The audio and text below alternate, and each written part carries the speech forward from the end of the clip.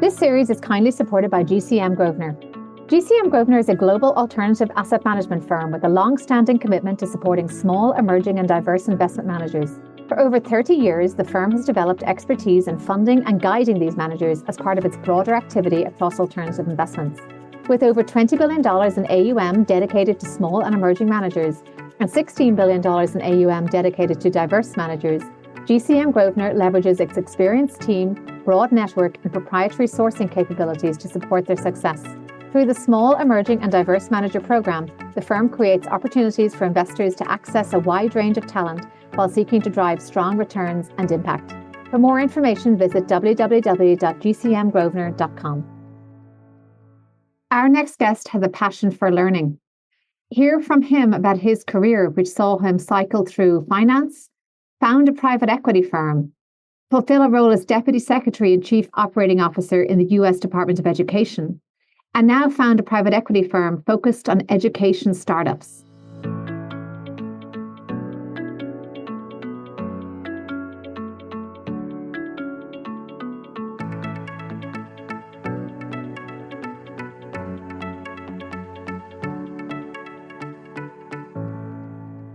I'm Aoife Devitt, and welcome to the 50 Faces podcast, a podcast committed to revealing the richness and diversity of the world of investment by focusing on its people and their stories.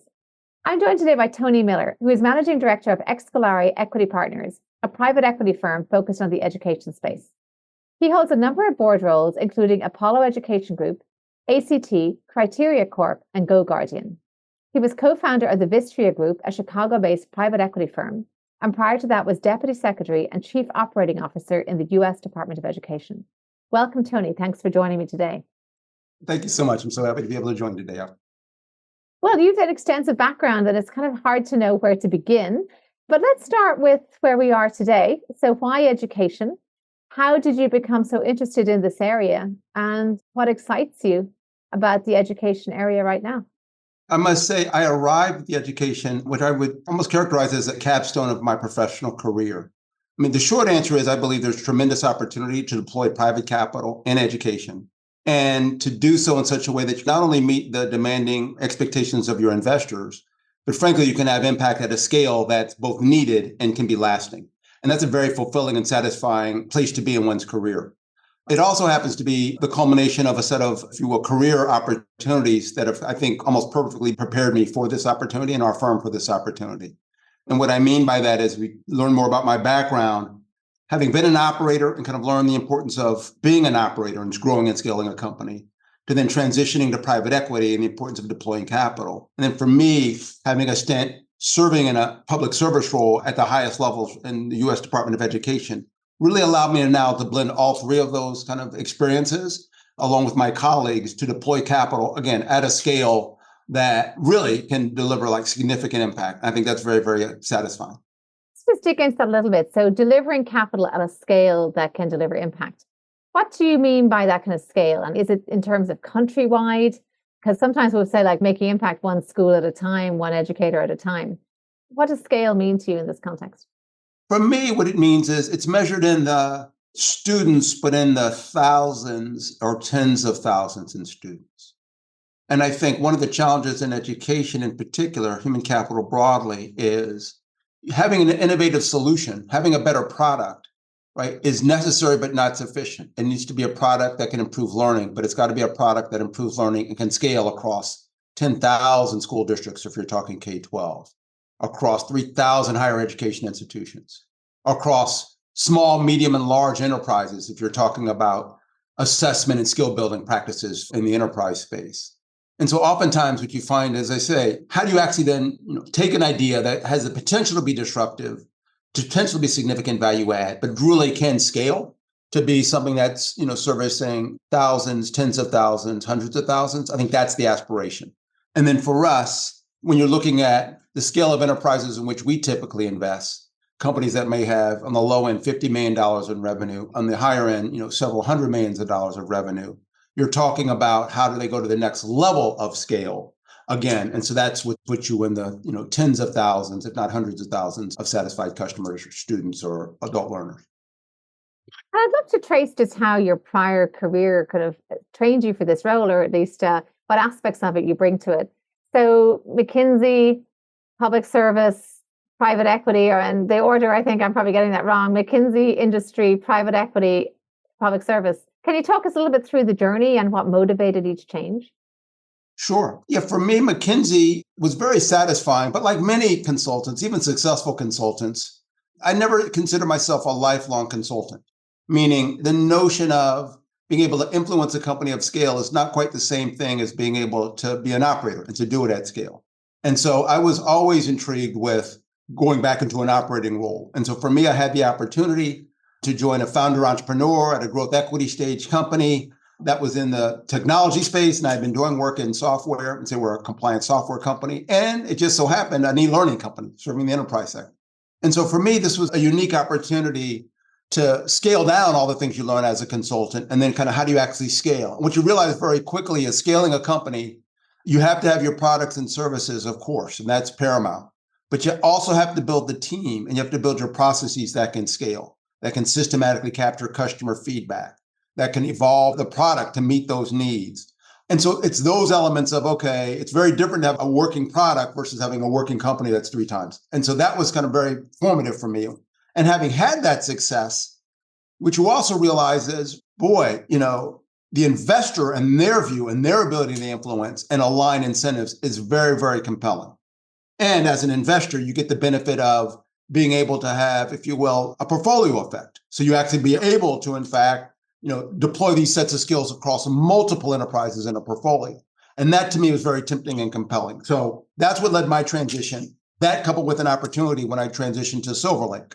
This was when Silver Lake, a leading global technology investment firm, this is in the mid 2000s. They were a fund 2. I think today they're over $100 billion in assets under management. They were on fund 2, which was a $3 billion firm. And so again, this notion that the management and the leadership team there recognize that you could combine technology sector expertise and a whole kind of access to the ecosystem of Silicon Valley and technology trends, and really understanding that at a time when people saw technology as risk and cycles. As investors, they say, if you really bring the technical understanding and the industry understanding and network, you can develop strategic themes and invest behind them. But they also realized that if you really could bring an operator's know-how, and their founding partner, some of them had an operator's know-how, you know how to not just have the strategic understanding, but the operating understanding of how, in fact, you react and exploit those themes. Because we all know, right? Planning is everything, but plans themselves, right? It's about kind of how do we react. And so having that operator's understanding, I thought was very critical. And so that was my journey into private equity, an appreciation that if you had a long-term view of private equity, right? Not kind of the classic public equities, that you really could capture significant value. So that was very, very compelling to me. And I have said, I might have ended my career at Silver Lake, which is a great firm. I was afforded the opportunity to pause that part of my career, move to Washington, D.C., and serve our newly elected president and his team, President Obama at the time, to help improve public education. And so it was something that through the network, I had done work previously in my career in education. I was politically active, but not a huge bundler or not a huge politico. This really was an outreach of an opportunity. And so if we go back in time to late December 2008, we're at the kind of the peak of the greatest recession since the Depression. It's a notion of newly incoming president trying to put together a $1 trillion+ stimulus package in order to reinvigorate the economy, and a president and his team recognizing that getting that kind of authority from Congress was kind of a once in a term opportunity. And so the notion that if we get this ask from Congress, how can we allow it to have the maximum good? And so part of that was from a domestic policy agenda. How do we think about what we can use, what we can do in education, right? Being a policy agenda, what can we use this for in education? And that was the context of a $100 billion one-time infusion in public education as part of the global stimulus package that passed in February 2009. And that was the context of we need a new type of leadership and leadership team who can organize us and move at a pace and scale that has been unprecedented, to kind of who can get the complexity of government, but not be constrained by some of those restrictions. And so they wanted somebody in a team that was, again, more diverse, if you will, not just in terms of, typical diversity, but diversity in terms of true experience and recognizing the value of that. And that really was what afforded me the opportunity to come serve something that I became very passionate about, and to have success in that role for me is what said, boy, if there's a way to do this back in the private sector, deploying private capital, not just public dollars, this could be quite sustainable. And the potential to have impact at scale is very real. And were there any lessons learned there from this phase in public service, having been in the private sector and moved back in subsequently? Anything that surprised you, maybe? Oh, yeah. I mean, well, things that surprised me, first of all, what surprised me actually was the quality of some of the senior executives who were not political appointees. And so I think oftentimes your career civil servants, will get mischaracterized as completely risk averse, not really caring, just showing up to take a paycheck. And I couldn't find that to be anything, more than just completely untrue for a significant subset. We were talking about highly educated, many with master's and PhD programs. You're talking about people who took utmost pride in their profession in terms of stewarding public resources, insulating, in fact, the programs from underqualified and perhaps a set of political leaders that may vary in integrity. Because you have to remember, these people serve, year after year, decade after decade. So they see a lot of senior political appointees come and go with their own personal agendas. And they really do see themselves safeguarding the public interest, not in a partisan way, but in a professional way. And so I say first surprise for me was myself being subject to some of those stereotypes to say, wow, that's just not true. And so I really do have a set of professional colleagues that I can collaborate with, which helped me be much more effective because, again, instead of, if you will, not taking their advice, I'm like, hey, tell me everything you possibly can. How can I be more effective? And so it built mutual trust. So that was a big surprise, but also a big advantage that I found, being able to forge those relationships. Another surprise, quite candidly, is oftentimes you come up with the belief that you can't have change at scale. Now, admittedly, we had a number of factors going in our advantage in terms of this unprecedented level of spending at a time when resources at the heat of the recession, depth of the recession, were scarce. So every dollar was magnified in its potential impact. So again, be able to exploit that, if you will, to influence behavior. The other thing that oftentimes you don't realize, and I didn't until you really study it in the US economy, is that the federal government in US education and K-12 education represents 7 to 9% of total annual spend. By statute, if you will, by authorizing statute, cannot affect curriculum, cannot affect standards. And so some would say it's a role that lacks a lot of direct influence. And again, if at 7%, you're not even using, if you will, the budget to drive. And so even with all those things said, the idea that with this level of one-time funding, with the ability to align the statutory authorities that you do have in a strategic way. So again, the terminology, I might say, if you're really intentional of putting more wood behind the arrow, that's how you can have significantly more impact than you might otherwise have. And if you couple that with, I'd say, in the department and in the White House more broadly, I'd like to say, I don't think I've ever met more authentic leadership. And so these were leaders who I work with directly. And I can honestly say the refrain was, what's the right policy? Let's not worry about the politics. You could say perhaps to a fault, but they're like, we have this once in a generation opportunity to do what we think is the right thing. We'll make mistakes, but let's make mistakes because we're trying to do the right thing, not for any other reason.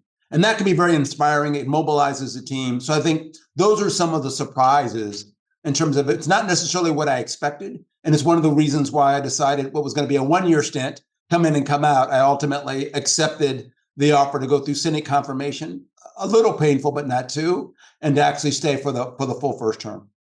And taking that forward now to your move back into the private sector, can you talk us through what motivated you to start Excolere and what is the problem you're designed to solve, maybe including that scaling potential?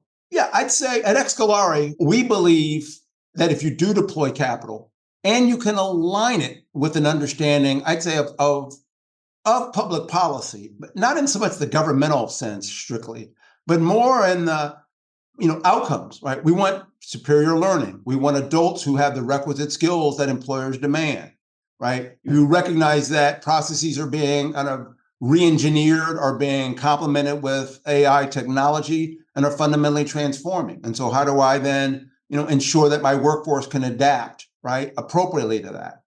Go at the other end of the spectrum. How do I ensure that one of the best investments is early childhood education so that truly the most formative years, right, of our youngest infants, right, that they're preparing, right, to grow both socially, economically, intellectually, right? How do you do that? And what you find is, and what we found during my time in government, is there were not many investors who had the breadth or depth of sector expertise. And that's perhaps not surprising, but that's just the reality of it. It's technical. You have to have a real appreciation for pedagogy. You have to have the patience to understand the complexity of a very fragmented distribution system, be that K-12, be that higher ed, be that the learning and development, if you will, capability within enterprises that operated in a staff, but then with decentralized operator support. And so that's something that is hard to just come by unless you from experience. I'd say that would be one.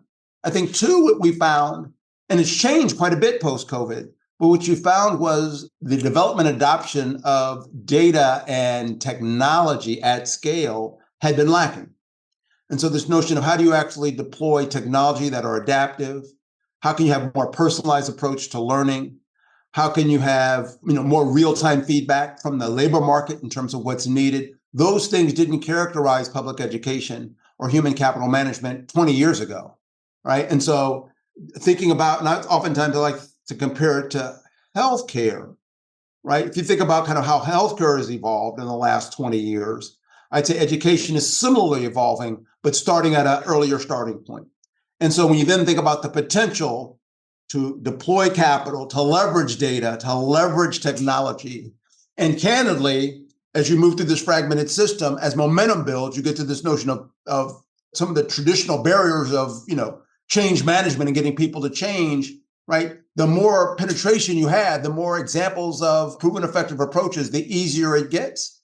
And I think that's the opportunity that we saw. And I think that's very much what we're experiencing now at Excolere, is the ability to leverage all this expertise in such a way that you can make a difference. And I think the last thing I would say, which is from a customer's perspective, I do think it's oftentimes very, very important to align this notion of outcomes to the financial returns.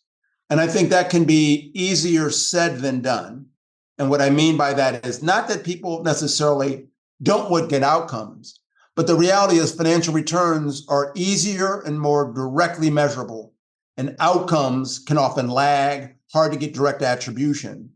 And so therefore, you can use proxies. You can use a proxy like NPS or customer satisfaction. Does your customer really like your product? And the answer could be yes. That's not the same as your product works as it's intended to work. And oftentimes you can say, as long as we got great NPS, I'm not really measuring if my learning outcomes are actually improving. And I think as a control investor, as we are much better positioned to ensure and create a feedback loop of not just are our customers satisfied, but is learning actually improving at a rate that differentiates us versus competitive offerings. And we think that is incredibly sustaining. And that's the basis, if you will, for not just differentiation, but if you do it as a capability, a real moat for some of the portfolio companies that we'd like to have in our portfolio. How do you square that with some of the controversy that sometimes attaches itself to education? We think of exploitation, for-profit colleges, there's some stuff that went on in China. And it's a very sensitive area, obviously, I'm sure you're well aware, in terms of reputation risk. And then also the portfolio approach at Excolere. How are you ensuring that that is an all-weather portfolio across different sectors? With respect to having margin, making a surplus, right, in education, is that fundamentally unprincipled? And unfortunately, right, you could say, and I will say it this way, unfortunately, it's not. And what do I mean by that? That having seen the capabilities of the public sector and its, frankly, inability to drive innovation and to drive creative solutions to almost intractable problems of students 2 and 3 grade levels behind, right, with limited time to accelerate their learning. How, in fact, do you do that, right? It needs a level of innovation. It needs a level of investment. And so if not for the private sector and being able to drive some of these things with the appropriate financial incentives, I don't know how we actually solve this problem. So I think it's quite appropriate.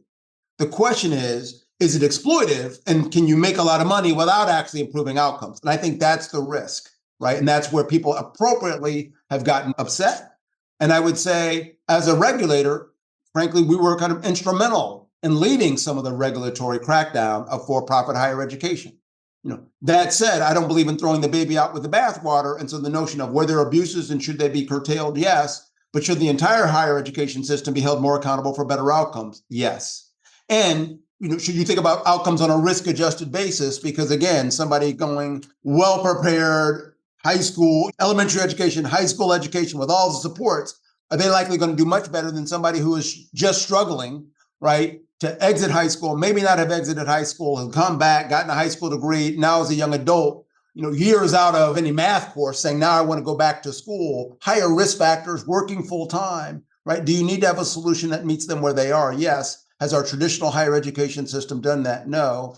And so therefore, do you need to put not just the instructional delivery, but the wraparound services? Yes.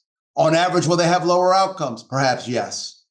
But do we still need that level of innovation? And I would argue yes. And so I say all that because I do think now, from an Excolere standpoint, if you really are holding yourselves accountable to delivering the right outcomes, and you do that at the expense of just maximum growth, I think that is, in fact, a path forward that mitigates the risk of reputational, if you will, exposure. And I would say quite the opposite. I'd say both public policymakers are looking for those kinds of solutions. So again, the apprehension is more because they don't see a lot of that, right? And they're not familiar with a lot of those at-scale models. When they see it, they celebrate it. I think the concern is, no, we're more concerned about the incentives just driving growth at the expense of children. And I think they're rightfully guarded. We believe we are in the best position to navigate both those worlds quite successfully. And tying it together then to the typical private equity time horizon. I sit on the board of the MDRC and the social policy research they do. Some of it's over many, many years before they can ascertain impact of interventions around education. And then the private equity time frame is sometimes can be shorter than that, is longer term than other kinds of capital there. So how do you marry the two in terms of how soon are you measuring impact, and how do you ensure that that does deliver? Yeah, I think we have the benefit of selecting the companies in which we invest based on the impact that they've already been able to demonstrate. And so we start, if you will, kind of not from scratch. And we're also selecting themes where the ability to measure impact, even if not directly, at least indirectly, we have a lot of confidence in. And I think so part of this is it's a filtering, it's a sample bias that we purposely bias the sample so that the investments we're making are predisposed to having measurable impact in a defined period of time. And so an example, right now, we are actively considering an investment that provides dropout recovery services in partnership with school districts. And so clearly a need, right? Unfortunately, with chronic absenteeism also growing, you have many students who, for different reasons, drop out of high school. The question is, or the impact opportunity, as we know, is the impact on lifetime earnings, on potential, demand for social services support for non-high school degree completers is tremendous. So tremendous costs, right, to society, opportunity costs to the individual, well documented. The question is, can you reach these dropouts, right? And can you get them re-engaged constructively such that they can complete their high school degree and put them on a path? That is something that's very quantifiable, right? They're currently dropped out. First of all, can you get them re-enrolled? Can you get them back in and to sustain some kind of progression in an instructional environment where heretofore they have not been successful in doing that? So that's kind of an easy thing to measure. Then it is, well, if you're, 2.5 years behind, if you will, grade level, so you're not going to make it through the social promotion because you're not going to have a 20-year-old, right, in your senior class. What you're trying to then do is say, okay, can I put them on an accelerated pathway, and can I have a flexible delivery and the supports to do that? Well, that's a combination of technology and people, right, that actually allows them to be successful. And then you can measure, are they actually persisting? They're not going to graduate in 12 months, but they should have an accelerated pace that gives you confidence that they will graduate before they age out of the system completely. And then ultimately, you're also looking at overall outcomes. And so in my mind, that is a case where, yes, if you can demonstrate demonstrable outcomes over the period of your hold, let's say a typical 5-year hold period, we think you can do that. You should hold yourself accountable to doing that. And if you do that successfully, we think, and what we've seen is there's significant appetite on the, if you will, on the exit side for the next level of investment. Oftentimes strategic acquirers was what we find what we begin to gear towards, or frankly, other financial sponsors who, again, you've de-risked this investment from a reputational standpoint because you demonstrated consistent and sustained outcomes. And what has the response been to this as an investment proposition? I know we speak with a lot of early stage funds and founders, or what might be called emerging in some lexicons. How would you say your fundraising experience or just that fund management experience has gone so far? I'd say in the context of probably the most challenging fundraising environment, right, that we've seen for at least a decade, if not two, I think we have been pleased with the level of success and momentum we've been able to build. And so I think that's a number of things I can attribute that to. I think, first of all, as someone wants to describe, we're an emerging firm, right? But we're not emerging managers, meaning having launched a private equity firm and co-founded a very successful private equity firm when I immediately left government in Chicago, my partners have had the benefit of working together, deploying capital successfully. And so again, as Excolere, right, a new entity, but not a new team and a set of investment experiences consistent with what we're trying to do at Excolere. And so I think that helps a lot. And I think investors appreciate that. Has a team work together? Are you working together on a strategy that you've had success in the past? And is that strategy and opportunity relevant? And I think people are realizing it's probably more relevant today because in a post-COVID world, people have said, wow, like the needs of the employer, work from home. How do I engage employees? How do I upskill them? Like we see that need, right? And so we have to hire differently. We have to train differently. We have to job configure differently. And so you see the demand on the work from home and people have realized it. Similarly, you've seen it in both higher ed and traditional education. And that not only is instruction differed, but what had been a heretofore barrier, which is the build out of the digital infrastructure, right? People didn't do Zooms, right? So like, wait, Zoom and Teams, now that is very much a part of the normal experience. And so that's not to say that everything is online and virtual. It's to say you have the flexibility to leverage in-person, hybrid, online in different ways. And so people now see the opportunity for some of these business models to scale. And then even going back to early childhood. So I'd say the demand has people personally, right? At the end of the day, we're still talking about people. You're talking about limited partners who have their own experiences, and they see the relevancy of education and the scalability of some of the models that they've experienced with. And I think we've been, again, not a new team and a need that's growingly relevant at the personal level that people can relate to, right? With, I think, a thoughtful strategy that's backed up by our individual capabilities, I think has been well received, notwithstanding this very tough marketplace. And I want to ask the diversity question in a slightly different way here, because clearly education is key to social mobility. And part of this podcast, we speak generally about investment professionals who are within, but we ask them about diversity within the world of investment. And diversity also means socio-mobility and socioeconomic diversity. And I'd like to know, just from over the course of your career, what have you seen in terms of that piece being, where you would like it to see it in terms of diversity and inclusion, and any progress that you've seen over the course of your career? Yeah, there are different facets to that question, of course. And so if I just say from my investment hat, we see that as tremendous opportunity. And we would say we're the 2.0 opportunity. And what I mean by that is oftentimes what you've seen is it's been an access issue, right? People who've not had access to education, to a certain set of jobs, to a certain set of skill development. And so how do you provide access? I think the concern, as we touched on before, is you can provide access, but if you're not improving outcomes, it's kind of a false hope. And I think, and that's where you can be kind of accused of being exploitive, because you're like, yes, I'd love, and then I incur debt and I don't actually get the benefit of a degree. I'm actually worse off than what I was. Or I spent a lot of time recruiting and I'm still facing bias because how I'm perceived, right, is subject to bias. Our view is more of, yes, now imagine the best of both worlds, where you are, in fact, creating more opportunities, more viable opportunities on the access side that have real outcomes differential. Now you get the benefit of growth because you're tapping into an under-marketed to subsegment, right? Not exclusively, but it complements the value proposition to the full market. And you're able to deliver actual outcomes. And I would say in a world where employers are looking for truly qualified talent, and to the degree that, yes, there may be bias in processes, but they would say, I would just as soon not have that. I don't know how to move out of the biases, but if you could tell me you can deliver me 10 highly qualified candidates, that's what I want. I'm not purposely trying to narrow my candidate pool, right? That's just a byproduct of my current process. And so you see employers saying, I would like, again, I have a need for talented individuals. If you have solutions that can do that, I'm a buyer. You have higher education institutions that say, hey, given the demographics, the more highly qualified people who are likely to persist in my institution, I would welcome that. In your K-12 system, similar. Boy, if you can help me improve progression and completion from some of those most at risk, that's exactly what I'm accountable for. So I think that is the potential, right, to actually really commit yourself to being successful with a diverse customer base, student population that's inclusive. So I think on that dimension, we see this very much aligned with, if you will, business incentives, growth incentives. And I think that's helpful because, again, you don't see it as a zero sum.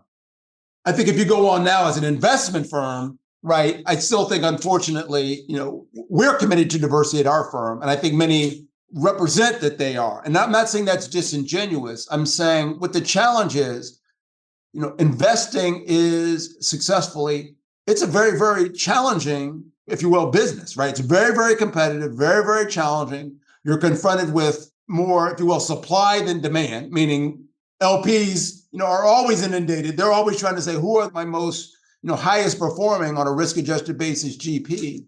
And I think whenever you have that kind of market dynamic, it lends you to be risk averse, right? There's no penalty, right, to being risk averse. And so I think that's the challenge of creating a more inclusive investment environment. Because again, we just work backwards to de-risk it. It's like, yes, I want everybody who's worked for Goldman Sachs or Morgan Stanley, who went to the top business schools, who've either been maybe they were a successful venture, their own business was venture if you're going to the venture, or they've been with an established banking and private equity firm. And when you look at the pipeline, that doesn't yield a very diverse talent pool, right? And traditional metrics. And I think that's the challenge that we see in firms like ours who are, we're led by a diverse managing partner, and we're committed to creating an environment of diversity. And we truly believe that on all dimensions. So it's not just race, but it's gender. It's not just gender. It's the whatever characteristics. We want everybody to feel like they can be themselves and thrive here. They don't have to be anybody different. They just have to be talented. But then we say, this is an environment where you can make the best out of who you are without being anything other than who you are. And I think that's the kind of environment we thrive. And I think as a new firm, that's easier to do than as an existing firm with years of culture to change. So admittedly, I think we have an advantage. Yeah, absolutely. And I love how you tied all that together. And we probably would need to dedicate a separate podcast to this. And I'm going to plant a flag there and a seed, because hopefully you will do that. And that's around AI and education. But maybe just for the purpose of this and the brevity of this podcast, on a scale of 1 to 10, how much of an impact is AI and its advancement having on your product and outcomes and the work you're doing? Oh, I'd say today, in actuality, 2.5. In perception, 3.5. But I think soon to be, over some not too distant future, both of those will double. And so what we're seeing in AI, I'd say you're seeing the actual application at the portfolio company level to improve operations. And so that's what we're seeing it, where you've got large data. And so how do I take an advisor, right, of different functional? And now I am getting significantly higher productivity because I'm leveraging data, right, and technology to better coach them, arm them, route calls, et cetera, that allows them to be much more effective. You're using AI on the development side that allows the software engineering team to be much more productive, right? So we're seeing that today, right, across portfolio companies and different functions. So that's why I say that's a 2.5. Is it of the scale across all of them? No, but it is real, it's tangible, and it's not pie in the sky. The 3.5, I would say, is people, especially in education, right? I think they say, boy, there's a huge potential, and isn't it just around the corner? And I think as hopeful as we might be, I think it's hard to appreciate the incredible EQ that's needed, right, to really educate children. It matters if a student is having a bad day. It matters if they're hungry. It matters if they're distracted because there's a rivalry in there with their team. Like all these other factors actually influence learning. And what we've seen, if nothing but the pandemic, it's there's only a subset of people who can truly thrive in a self-paced, automated fashion where they're interacting with technology. That is not the norm. We've actually seen learning loss. We've seen socioeconomic skill atrophy. And so again, the next generation of AI that will bring not just adaptive content, but these other factors in conjunction with qualified instructors, I do think has real power. I think that's more on the horizon. That's just not here today. And so I think it's a little bit less disruptive in the immediate term in traditional education, but I don't think it's far where you're going to see similar dual process improvements, not so much substituting the instructor, but complementing the instructor. I have heard that's the complementary part that is going to be the first to take off. I'd love to move to a few closing reflection questions. And having had such a varied career as you have, private sector, various forms, public service, now back to the private sector, what would you say were some highs and lows, or one high, one low, or maybe a lesson from that low or that setback? Yeah, I'd say The highs are somewhat consistent, right? And for me, they've been when there's been that milestone kind of recognition at some point in your career that you worked hard for it, and it was a validation of sorts. And so that's, elected partner at McKinsey. It's being, confirmed by the Senate, actually probably appointed by the president more than confirmed by the Senate. That's not a knock on my professional colleagues, but where it really is, again, a validation. And so one of the highs we experienced at Excolere was with our first close. And frankly, almost preceding that, it was with the selection by Grosvenor, right, to be an anchor investor in the firm. Now, Grosvenor is, well known for being a sophisticated investor and working with emerging managers. They were in a highly selective process by which they were considering new anchor investments to make. And so engaging with them, having been familiar with Grosvenor from my prior firm, and to have them, in essence, validate both the strategy, the team that we had brought together, and the potential that they saw was especially satisfying. And so we couldn't be more appreciative. And the kind of partner when you're trying to build a world-class firm, not just a fund, but truly a world-class firm, you want to have a partner like Grosvenor who can really help you start off with the institutional quality which you're committed to building. So those would be examples of some of the highs in my career. And again, with the notion of validation of a lot of hard work, but at the front end of the next chapter. I think the lows would be similar in terms of if there was a characteristics. It was where the career took a change and it wasn't completely anticipated. And so if I think about the dot-com bust 9/11 and how that went from a very growth economy to then a nuclear winter, people were talking about it. And it really forces you to have an introspection of, okay, what I was doing leading up to this is just it's stalled. There's an incredible amount of headwinds. What's next? And so that's kind of a mindset that you have to have in terms of what are you going to do next? I remember having that kind of similar perspective. I'd gotten promoted earlier in my career. I took on a great opportunity. This is when I was at the division of General Motors Hughes Electronics post their merger, and took on at a young age kind of a leadership responsibility for the western half of the United States. And then the company made a decision to, frankly, reduce investment in the whole field infrastructure. And again, very rational, but these things like, I didn't quite see that coming. And so those were some of the lows in my career, only because, again, macro forces that you didn't see and you weren't fully prepared for. And each one of those, when I look back, they all seem to have led to something better. And so I think that's one of the lessons learned, that as you face setbacks, they can actually be an opportunity for not just growth, but true inflection.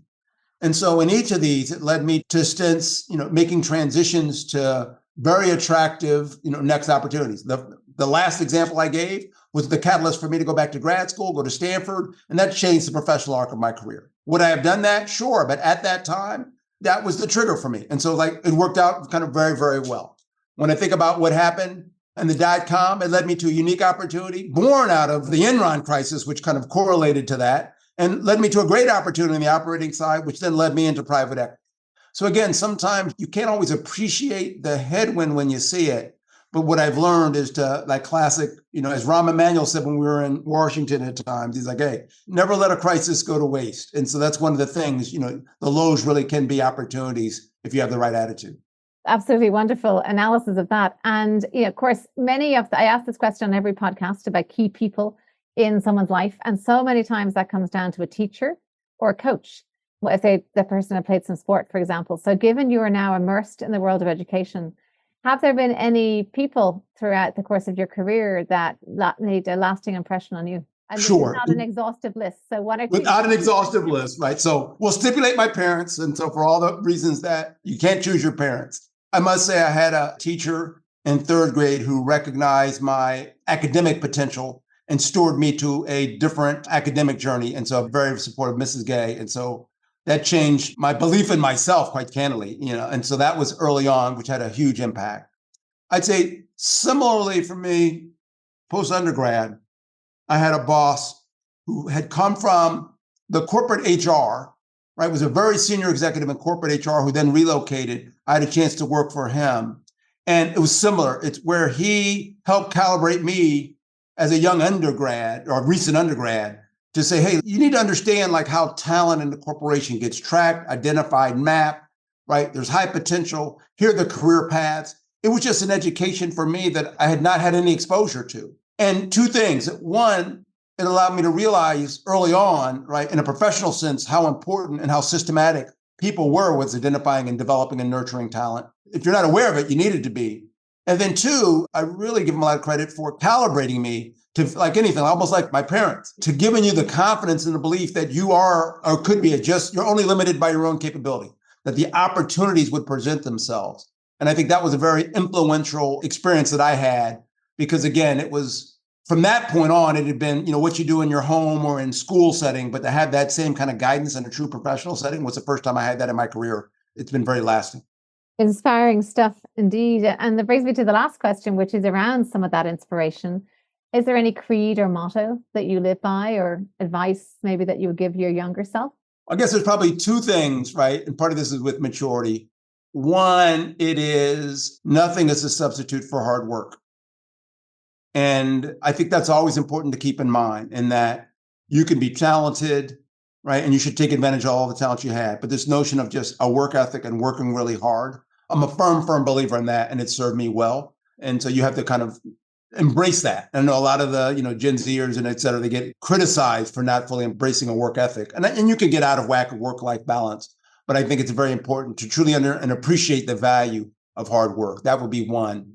I think the other thing that I realize, and this applies to all facets of life, and again, maybe it's, Eastern philosophy, but it's very simply put, you're very much in control of your own happiness. It has a lot to do with your expectations. And I remember earlier in my career, actually at McKinsey, when we were young associates, right out of business school, and you can imagine a bunch of somewhat professionally immature, high ego, very self-centered view of, what the firm should do for you and how hard we had it, yada, yada. And I remember the firm had started recruiting from outside of MBAs. And there was a young Army officer who had been recruited into the firm. He had been working in Europe and Germany. And he said, hey, to all of my classmates, you'd be a heck of a lot happier if you just lowered your expectations. You don't know what it's like to kind of have to bivouac, right, in the cold area, right, even with success. And it was very telling. It was absolutely true that it's not about settling, but it's about the mindset. You can either have it to be constructive or less than constructive, and you control a lot of that. And I think that's something that I constantly remind myself and tell my son and some of my younger colleagues. Fascinating, that concept of expectations, because I think tied to that, not only managing expectations as the individual, I think educators need to have high expectations of the individual, though, of the potential of the student. I think that is key. And hopefully there will not be that tyranny of low expectations as to what can be achieved by an individual. Clearly, your third grade teacher saw it in you. And I do think that expecting the most from our student body will hopefully allow many to achieve their potential. Well said, and I couldn't agree more. Well, thank you so much, Tony. It has been a pleasure to draw together the various fascinating strands of your career into this complex and often intractable area of education and reform. Because really, I think some of the impact you're seeking to create will constitute reform. So I hope this is a conversation that we can keep having.